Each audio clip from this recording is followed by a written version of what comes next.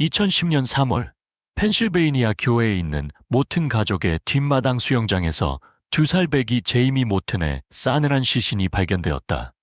수사를 통해 모튼가에 드리워진 배신과 방치의 참혹한 역사가 드러났다.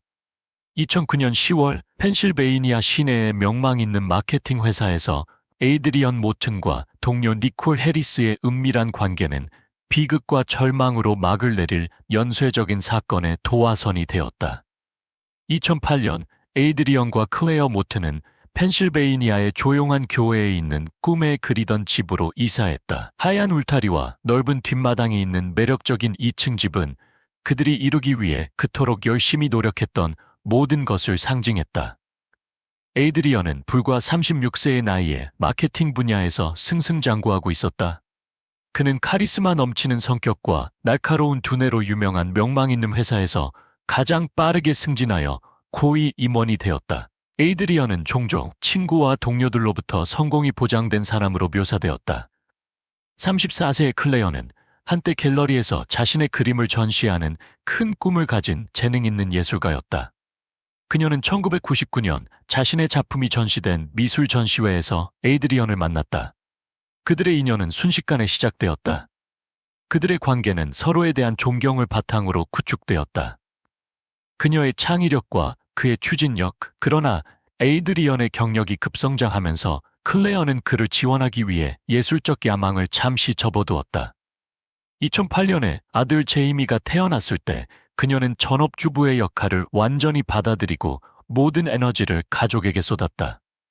제이미 모튼은 맑은 파란 눈과 방을 환하게 밝힐 수 있는 웃음으로 처음에는 모튼 가족을 하나로 묶는 접착제였다. 제이미는 태어난 순간부터 클레어의 세상의 중심이 되었다.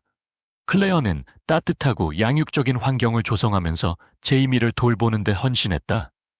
매일 아침 그녀는 햇볕이 잘 드는 부엌에서 제이미를 식탁 의자에 앉히고 부드러운 자장가를 흥얼거리며 직접 만든 피레를 먹였다. 그녀의 하루는 제이미를 중심으로 돌아갔고 그림 그리는 것이 그리웠지만 어머니로서 기쁨을 찾았다. 반면에 에이드리언은 아들을 사랑했지만 다소 무심한 아버지였다. 그의 고된 직업은 가족을 위한 시간을 거의 남기지 않았다. 평일에는 아침 6시 30분까지 집을 나섰고 저녁 늦게까지 돌아오지 않는 경우가 많았다. 주말은 가족을 위한 시간이어야 했지만 에이드리언은 자주 일을 집으로 가져오거나 그 시간을 네트워킹에 사용했다. 클레어는 그가 아침 식사나 제이미의 취침 시간에 거의 함께하지 않는다는 것을 알아차렸다. 몇 달이 지나면서 그의 부재는 더욱 두드러졌고 클레어는 아들을 혼자 키우는데 어려움을 느끼기 시작했다. 2009년까지 그들의 결혼 생활은 식어 있었다. 에이드리언은 더 이상 자상한 남편이 아니었다. 클레어는 결혼했다. 그들 사이의 대화는 식료품, 청구서 또는 제이미의 병원 예약에 대한 사무적인 내용이 되었다. 에이드리언은 같은 방에 있을 때조차도 휴대폰으로 이메일을 스크롤하는데 몰두하는 것처럼 보였다. 교감을 갈망한 클레어는 그들의 관계를 다시 불붙이려고 노력했다. 그녀는 데이트를 계획하고 손으로 쓴 쪽지를 남겼지만 그녀의 노력은 무관심으로 돌아왔다. 그녀가 더 노력할수록 에이드리언은 점점 더 멀어졌다. 2009년 가을, 에이드리언은 최근에 회사에 합류한 활기찬 29세의 니콜 해리스를 만났다. 니콜은 야심차고 놀라울 정도로 자신감이 넘쳤으며 사무실의 모든 사람을 사로잡는 에너지를 가지고 있었다. 흥분과 인정을 갈망한 에이드리언은 그녀에게 끌리는 자신을 발견했다. 처음에는 그들의 상호작용은 전문적이었지만 곧 미묘한 추파가 그들의 대화에 스며들었다. 12월까지 그들의 관계는 본격적인 불륜으로 확대되었다. 에이드리언은 급한 마감 기한과 심야 회의가 있다고 주장하며 직장에서 더 많은 시간을 보내기 시작했다. 실제로 그는 니콜과 함께 있었다. 고급 레스토랑이나 그녀의 시내 아파트에서 그녀를 만난 니콜은 에이드리언에게 다시 살아있는 듯한 느낌을 주었다. 클레어가 더 이상 할 수 없는 방식으로 그의 자존심을 채워주었다. 그 불륜은 그에게 평범한 가정생활의 책임에서 벗어날 수 있는 도피처를 제공했고 남편과 아버지로서의 자신의 단점을 잊을 수 있는 비밀 세계를 제공했다. 클레어는 거의 즉시 변화를 알아차렸다. 에이드리언은 평소보다 훨씬 늦게 집에 오기 시작했다. 그의 양복에서는 낯선 향수 냄새가 희미하게 났다. 한때 무심하게 카운터에 놓여있던 그의 휴대폰은 이제 항상 그의 주머니에 있거나 테이블 위에 엎어져 있었다. 클레어의 의심은 커졌지만 그녀는 구체적인 증거가 없었고 마음속으로는 에이드리언이 그녀를 배신하지 않을 것이라고 믿고 싶었다. 대신 그녀는 불안감을 묻어두고 모든 에너지를 제이미에게 집중했다. 2010년 3월 14일 아침은 여느 일요일과 다름없이 시작되었다. 클레어는 에이드리언이 출장을 간 동안 제이미의 두 번째 생일 사진을 앨범으로 정리하느라 늦게까지 깨어 있어서 지쳐 있었다. 클레어는 그가 니콜과 함께 있을 것이라고 의심했지만 또 다른 출장이었다. 그녀는 그에게 집에 머물라고 요청하는 것을 그만두었다. 뒤따르는 논쟁은 너무 지치게 했다. 제이미는 언제나처럼 활기차게 좋아하는 토끼 인형을 껴안고 집안을 걸어 다녔다. 오후 2시까지 클레어는 잠 못 이룬 밤에 피로가 몰려오는 것을 느꼈다. 제이미는 방금 점심을 마쳤다. 스파게티와 소스가 그의 작은 얼굴에 묻어있는 엉망진창인 식사였다. 클레어는 그를 닦아주고 몇 가지 장난감과 함께 그의 놀이방에 앉혔다. 그녀는 잠시 소파에서 쉬기로 했다. 피로가 빠르게 몰려왔고 그녀는 얕은 잠에 빠졌다. 제이미가 밖으로 돌아다닌 것은 이 짧은 낮잠 동안이었다. 클레어가 집안을 환기시킬 때 뒷마당으로 통하는 미닫이 문이 약간 열려 있었다. 호기심 많고 모험심이 강한 제이미는 물 표면에 춤추는 반영을 보는 것을 좋아했던 수영장으로 걸어갔다. 덮개가 없고 울타리가 쳐지지 않은 수영장은 조용한 위험을 안고 있었다. 에이드리언이 몇 달 전에 해결하겠다고 약속했지만 결코 실행하지 않았던 세부 사항이었다. 오후 2시 37분, 이웃인 위긴스 부인은 그녀의 속을 메스껍게 만드는 것을 보았다. 그녀의 부엌 창문을 통해 그녀는 제이미의 작은 몸이 수영장에 움직이지 않고 떠 있는 것을 발견했다. 그녀는 클레어를 외치며 달려갔고 클레어는 문을 두드리는 소리에 깨어났다. 클레어가 위긴스 부인을 따라 뒷마당으로 갔을 때 공포가 엄습했고 제이미의 생기 없는 시체를 본 그녀의 세상은 산산조각이 났다. 구급대원들이 오후 2시 50분에 도착했지만 너무 늦었다. 제이미는 현장에서 사망 선고를 받았다. 사망 원인은 공식적으로 익사로 기록되었다. 클레어의 비명은 동네에 울려 퍼졌다. 그녀의 고통은 뚜렷했다. 그녀는 제이미의 생기 없는 시체를 움켜쥐고 구급대원들이 부드럽게 그를 데려가려고 할 때 놓아줄 수 없었다. 에이드리언은 그날 저녁 늦게 돌아왔다. 그가 집에 들어섰을 때 그의 얼굴은 창백했다. 그는 클레어의 필사적인 전화를 받았지만 항공편 지연을 이유로 비극이 발생한 지 몇 시간 후에 도착했다. 그가 클레어가 바닥에 앉아 제이미의 토끼 인형을 껴안고 있는 것을 보았을 때 그는 침실로 후퇴하기 전에 공허한 위로의 말을 중얼거렸다. 포옹도 슬픔도 공유되지 않았고 견딜 수 없는 침묵만이 감돌았다.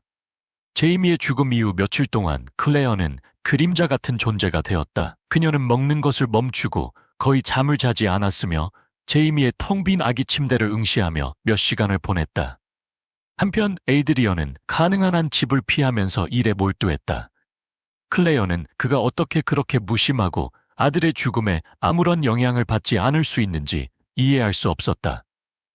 그녀는 그의 부재, 가족에 대한 방치, 제이미의 생명을 앗아간 덮개가 없는 수영장에 대해 그를 모든 것에 대해 비난했다. 2010년 3월 20일까지 클레어의 슬픔은 분노로 변했다. 그녀는 에이드리언의 계속되는 부재를 그가 진정으로 관심을 가진 적이 없다는 증거로 보았다. 그에 대한 그녀의 사랑은 불타는 증오로 대체되었고 그것은 그녀의 생각을 사로잡고 마음속에서 그녀의 행동을 형성하기 시작했다. 에이드리언의 배신은 그의 불륜을 넘어섰다. 그녀에게서 제이미를 훔쳐간 것은 그의 방치와 무관심이었다. 이것은 슬픔에 잠긴 어머니에서 궁극적인 복수를 계획하는 여성으로 변화하는 클레어의 변신의 시작을 알렸다. 2010년 4월까지 클레어 모트는 예전의 그녀가 아니었다. 제이미의 죽음 이후 며칠은 견딜 수 없는 침묵 속에서 보내졌다. 한때 활기 넘치던 그녀의 집은 이제 그녀의 아들에 대한 잊을 수 없는 추억으로 가득 차 있었다. 그의 장난감은 거실 구석에 손대지 않은 채 놓여 있었다. 그의 식탁 의자는 부엌 테이블에 놓여 있었고 한때 복도에 울려 퍼지던 그의 웃음소리는 그녀를 질식시키는 공허함으로 대체되었다. 에이드리언은 위로를 제공하는 대신 일과 니콜과의 불륜에 더욱 깊이 빠져들었다. 그의 회피는 클레어의 상처를 더욱 깊게 했다. 그 후 몇 달 동안 클레어의 슬픔은 분노로 변했다. 그녀는 그 운명의 날의 사건을 끊임없이 마음속으로 되풀이했다. 매번 에이드리언의 부재에 초점을 맞추면서 그는 집에 있었어야 했다. 그는 그녀가 제이미를 돌보는 것을 도왔어야 했다. 그녀는 에이드리언을 슬퍼하는 아버지로 보지 않기 시작했다. 그는 다른 사람들 앞에서 그런 척했지만 가족보다 정부를 선택한 남자로 보았다. 2010년 10월까지 클레어의 분노는 걷잡을 수 없이 커졌다. 그녀는 미술 모임에 나가는 것을 멈추고 친구들과 연락을 끊고 심지어 부모님을 방문하는 것조차 멈추었다. 대신 그녀는 심리학, 슬픔, 그리고 결국 복수에 대한 책과 인터넷을 탐색하며 혼자서 시간을 보냈다. 그녀는 관계에서 신뢰가 서서히 무너지는 것에 대해 배우고 계획적인 복수 행위에 대한 끔찍한 이야기를 읽었다. 보복에 대한 아이디어가 뿌리를 내렸고 에이드리언에게 자신의 행동에 대한 책임을 묻겠다는 생각은 그녀에게 비뚤어진 목적의식을 주었다. 2011년 1월까지 클레어의 생각은 어떻게 에이드리언을 고통스럽게 할 수 있을까로 향했다. 그녀는 그를 처벌할 방법을 연구하고 기사를 샅샅이 뒤지고 영감을 얻기 위해 포럼과 범죄 다큐멘터리까지 찾아봤다. 예술가로서 그녀의 꼼꼼한 성격은 이제 더 어두운 목적에 기여했다. 결국 그녀는 독사를 선택했고 그녀는 그 방법이 느리고 추적할 수 없으며 에이드리언이 그들의 결혼과 가족을 독살한 방식에 적합할 것이라고 믿었다. 클레어는 종종 침묵의 살인자라고 불리는 비소가 원예용품을 통해 쉽게 얻을 수 있다는 것을 발견했다. 2011년 3월 그녀는 지역 철물점에서 작은 쥐약한 봉지를 은밀하게 처음 구입했다. 다음 해 동안 그녀는 비슷한 용품을 계속 구입하면서 같은 상점에서 2번 구입하지 않도록 했다. 그녀가 한때 제이미를 위해 정성껏 식사를 준비했던 같은 공간인 그녀의 부엌에서 의심을 피하기 위해 클레어는 소량의 비소를 실험했고 물에 녹여서 어떻게 매끄럽게 섞이는지 관찰했다. 그녀는 그 혼합물을 식료품 저장실 뒤쪽에 숨겨진 표시가 없는 병에 보관했다. 그것을 준비하는 행위는 오싹할 정도로 평범했고 그 뒤에 숨겨진 치명적인 의도와는 극명한 대조를 이루었다. 2012년 초가 되자 클레어는 자신의 계획에 완전히 전념했다. 가족의 연례 추수감사절 모임은 그녀의 복수 행위를 위한 이상적인 무대였다. 그것은 에이드리언이 존경하고 그의 부모, 형제 자매 및 그들의 확대된 가족으로부터 인정을 구하는 모든 사람들을 모을 것이다. 클레어는 그것을 그를 불성실한 남편뿐만 아니라 그의 선택이 제이미의 생명을 앗아간 부주의한 아버지로 폭로할 기회로 보았다. 2012년 10월 클레어는 추수감사절 저녁 식사를 주최하자는 아이디어를 제안했다. 그녀는 그것을 수년간의 긴장 끝에 가족을 더 가깝게 만들려는 노력으로 포장했다. 그녀의 진정한 의도를 모른 에이드리언은 동의했고 심지어 그의 부모와 동료들을 초대하겠다고 제안했다. 클레어는 헌신적인 아내 역할을 완벽하게 수행하여 아무도 그녀의 침착한 외모 아래에서 폭풍이 일고 있다는 것을 의심하지 않도록 했다. 추수감사절까지 이어지는 몇 주 동안은 모든 세부 사항을 꼼꼼하게 계획하는 데 사용되었다. 클레어는 에이드리언이 가장 좋아하는 요리가 포함되도록 메뉴를 준비했다. 그녀는 집을 강박적으로 청소하고 따뜻한 가을 색조와 제이미의 사진으로 장식하여 향수와 통일감에 대한 잘못된 감각을 조성했다. 그녀의 외적인 평온함은 내면의 혼란과 냉정한 결의를 가렸다. 2012년 11월 22일 가족 구성원들은 구운 칠면조와 향신료를 넣은 사과 술 냄새로 맞이받으며 모튼의 집에 도착했다. 클레어는 촛불을 켜고 배경에서 부드러운 음악을 재생하여 환영하는 분위기를 조성하기 위해 많은 노력을 기울였다. 그녀는 우아하게 방을 가로질러 이동했다. 그녀의 정중한 미소와 잡담은 그녀의 계획에 무게를 숨겼다. 에이드리언은 관심에 흠뻑 젖어 있었다. 그의 최신 업무 성과에 대한 이야기를 공유하면서 큰 소리로 웃었고 그의 매력은 여느 때처럼 자연스러웠다. 저녁 식사는 오후 6시에 제공되었다. 테이블은 황금색 냅킨, 크리스탈 유리잔 및 김이 나는 음식 접시로 장식된 완벽한 그림이었다. 가족들이 접시를 돌릴 때 클레어는 차가운 통제감을 느꼈다. 그녀는 에이드리언의 접시를 주방에서 조심스럽게 준비하고 서빙하기 전에 그의 으깬 감자에 얇은 비소층을 뿌렸다. 오후 7시 15분 식사가 끝나고 디저트가 제공되자 클레어는 테이블 머리에 섰다. 방은 조용해졌다. 모든 눈이 그녀에게로 향했다. 그녀는 모두에게 와줘서 고맙다는 말로 시작했다. 그녀의 목소리는 침착하고 차분했다.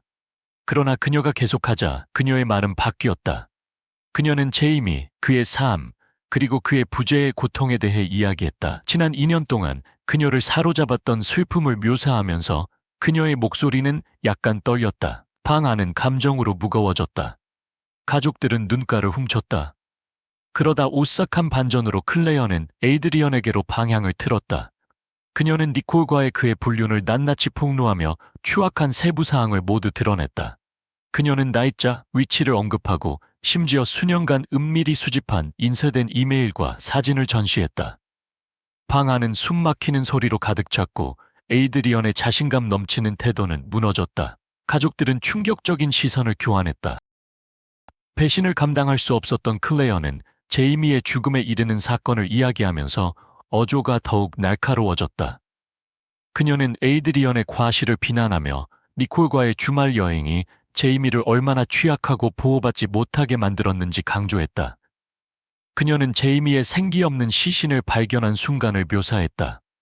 그녀의 목소리에는 감정이 없었지만 그녀의 말은 깊숙이 파고들었다. 에이드리언은 굳어 있었고 그의 얼굴은 창백했고 그의 손은 떨렸다. 마침내 클레어는 그녀의 계획의 절정을 드러냈다. 그녀는 에이드리언의 음식에 독이 들어갔다고 침착하게 발표했다. 그녀는 그녀가 느꼈던 똑같은 무력감과 고통을 경험하도록 보장하면서 이 순간을 계획하는데 몇 년을 보냈다고 설명했다. 에이드리언은 격렬하게 기침하기 시작했고 그의 몸이 그를 배신하자 가슴을 움켜쥐었다. 가족들은 비명을 지르고 911에 전화하기 위해 휴대폰을 움켜쥐었지만 너무 늦었다. 에이드리언은 무너졌고 그의 호흡은 얕았고 그의 눈은 공포로 가득 찼다. 구급대원들이 오후 1부 45분에 도착했을 때 에이드리언은 현장에서 사망 선고를 받았다. 방은 혼돈에 빠졌다. 가족들은 흐느껴 울었다. 일부는 믿을 수 없다는 듯이 소리쳤고 다른 사람들은 충격에 빠져 클레어를 쳐다보았다. 이제 침착하고 으스스하게 침착한 클레어는 테이블에 앉았다. 그녀의 손은 2년 만에 처음으로 무릎 위에 깔끔하게 모아졌다. 그녀는 경찰관들이 그녀를 데려가기 위해 도착했을 때조차도 폐쇄감을 느꼈다. 2012년 11월 22일 저녁, 에이드리언 모튼이 추수감사절 저녁 식사 테이블에서 극적으로 쓰러진 지 불과 몇 시간 후 경찰이 모튼의 집에 도착했다. 혼란스러운 장면은 긴급 차량의 빨간색과 파란색 깜박이는 조명으로 밝혀졌다. 가족들은 밖에 옹기종기 모여 있었고 일부는 히스테리컬하게 울고 있었다. 다른 사람들은 충격에 빠져 침묵했다. 혼란의 한가운데서 클레어는 앞 계단에 혼자 앉아 있었고 그녀의 손은 무릎 위에 침착하게 놓여 있었다. 경찰관들이 다가오자 그녀는 천천히 일어섰고 그녀의 얼굴에는 감정이 없었다. 그녀는 그들이 그녀에게 수갑을 채울 때 저항하지 않았다. 그녀는 어떤 질문도 하지 않았다. 대신 그녀는 단순히 떠날 준비가 되었다고 말했다.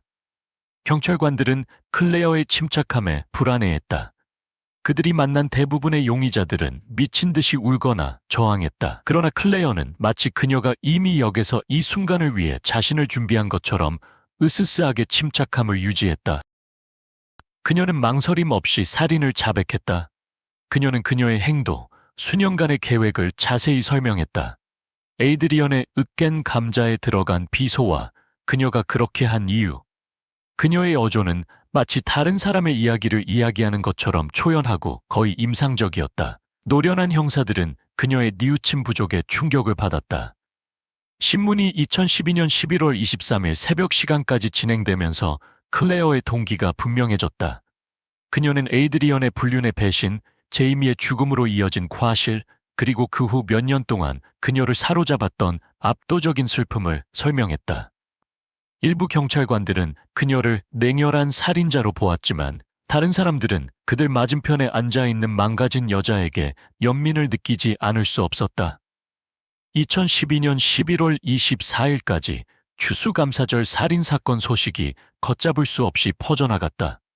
지역 헤드라인은 가족 저녁 식사가 치명적으로 변하다와 아내의 치명적인 복수와 같은 문구를 외쳤다.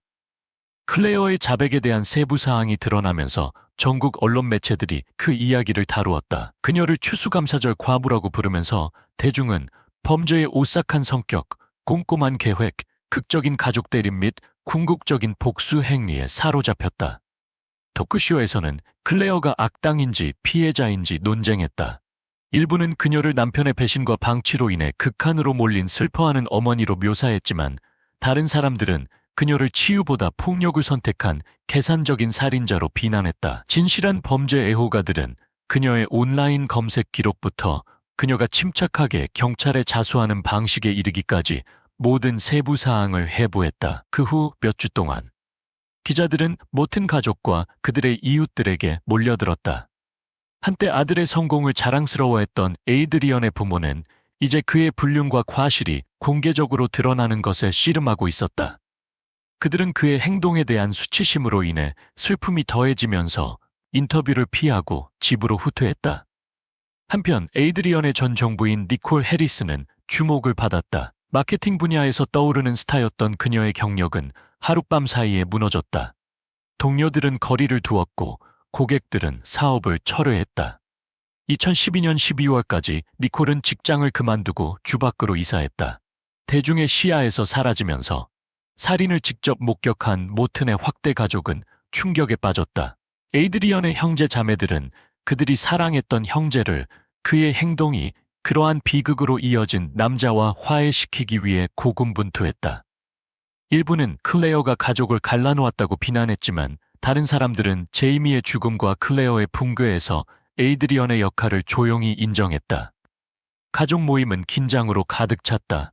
그 운명의 추수감사절의 그림자가 모든 상호작용에 드리워졌다. 에이드리언과 가까웠던 클레어의 부모는 큰 충격을 받았다. 그들은 그녀가 체포된 직후 감옥에서 그녀를 한 번 방문했다. 그러나 그 만남은 긴장되었다. 그들은 친절하고 동정심 많은 딸로 키운 딸이 어떻게 그렇게 끔찍한 행동을 저지를 수 있는지 이해할 수 없었다. 2013년 말까지 그들의 방문은 완전히 중단되었고 클레어는 혼자서 그녀의 새로운 현실을 헤쳐나가게 되었다. 경찰은 사건을 구축하는 데 시간을 낭비하지 않았다. 2012년 11월 23일까지 법의학팀은 클레어의 부엌과 식료품 저장실에서 비소 흔적을 회수했다. 그들은 또한 감지할 수 없는 독극물과 얼마나 많은 비소가 치명적인지와 같은 문구를 포함하는 그녀의 광범위한 온라인 검색 기록을 발견했다. 그 증거는 사전 모의에 대한 명확한 그림을 그렸다. 2012년 12월 15일 니콜 해리스는 신문을 위해 소환되었다. 동요했지만 그녀는 에이드리언과의 불륜에 대한 클레어의 주장을 뒷받침했다. 니콜은 그들의 관계가 거의 3년 동안 지속되었지만 클레어의 계획이나 에이드리언의 살인에 대한 관여에 대한 지식을 부인했다. 2013년 1월까지 검찰은 진행할 준비가 되었다. 유죄 판결을 확보할 충분한 증거가 있다고 확신한 클레어의 재판은 2013년 3월 10일 꽉 찬 법정에서 시작되었다. 검찰은 그녀를 남편의 죽음을 수년 동안 꼼꼼하게 계획한 냉혈한 살인자로 묘사했다. 그들은 그녀의 비소구매, 인터넷 검색 및 그녀의 침착한 자백에 대한 증거를 제시했다. 그들은 그녀의 슬픔이 이해할 수 있지만 그녀의 행동은 정당화할 수 없다고 주장했다. 그러나 변호인은 클레어의 정신 상태에 초점을 맞추었다. 그들은 그녀를 수년간의 정서적 방치와 배신으로 인해 극한으로 몰린 슬퍼하는 어머니로 묘사했다. 전문가 증인들은 제이미의 죽음이 클레어의 정신에 미치는 영향에 대해 증언하면서 그녀의 행동이 그녀의 감정을 처리하는 능력이 감소한 데서 비롯되었다고 주장했다. 재판 내내 클레어는 금욕적이었다. 그녀는 결코 울지 않았다. 증언에 결코 반응하지 않았고 자신을 방어하려고 시도하지 않았다. 일부는 이것을 그녀의 죄책감의 징표로 보았다. 다른 사람들은 그것이 결과에 대한 그녀의 수용을 반영한다고 믿었다. 2013년 3월 24일 2주간의 증언과 단 4시간의 심의 끝에 배심원단은 클레어가 2급 살인죄로 유죄 판결을 내렸다. 그녀는 가석방 가능성 없이 무기징역형을 선고받았다. 그 판결은 엇갈린 반응을 받았다. 일부는 정의가 실현되었다고 느꼈지만 다른 사람들은 교도소 상황을 고려할 때 형량이 너무 가혹하다고 믿었다. 클레어는 병적인 호기심의 대상이 되었다. 그녀의 사건은 너무 많은 관심을 끌어서 동료 수감자조차 그녀를 추수감사절 과부로 인식했다. 일부는 그녀의 대담함에 감탄했다. 그녀를 견딜 수 없는 고통에 직면하여 통제력을 되찾은 여성으로 보면서 다른 사람들은 그녀를 피했다. 남편 살해에 혐오감을 느낀 클레어는 2015년까지 교도소 생활에 적응했다. 그녀는 도서관에서 일하고 슬픔과 상실에 대한 책을 읽고 때때로 스케치하면서 하루를 보냈다. 그녀의 예술은 이제 더 어두운 분위기를 띠게 되었지만 한때 직업적 성공의 대명사였던 에이드리언의 이름은 경고의 메시지가 되었다. 그의 불륜과 과실은 그의 업적을 가렸고 모튼 가족은 그들의 가족에서 펼쳐진 비극으로 악명을 떨쳤다. 클레어의 행동은 비난을 받았지만 종종 에이드리언이 초래한 고통을 냉혹하게 반영한 것으로 여겨졌다. 2014년에 친구와 가족은 아동 안전 프로그램을 지원하기 위해 제이미의 이름을 딴 기념 기금을 설립했다. 그것은 그를 사랑했던 사람들이 그의 짧은 삶을 기리는 방법이 되었고, 클레어는 감옥에서 그녀의 범죄가 아니라 아들의 상실에 대한 후회를 표명하면서 기금 주최자에게 편지를 썼다. 그것은 그녀가 연약함을 보이도록 허용한 유일한 시간이었다. 제이미에 대한 그녀의 슬픔은 그녀가 놓기를 거부한 그녀의 인간성의 유일한 부분으로 남아 있었다. 매일 업데이트되는 내용을 놓치지 않도록 좋아요와 구독을 잊지 마세요. 그리고 충격적인 배신 이야기에 흥미가 있다면 아내가 가족 모임 중에 동료와의 남편의 비밀 불륜을 폭로한 입이 떡 벌어지는 사건을 확인해 보세요. 댓글에 생각을 공유하세요. 여러분의 의견을 듣고 싶습니다.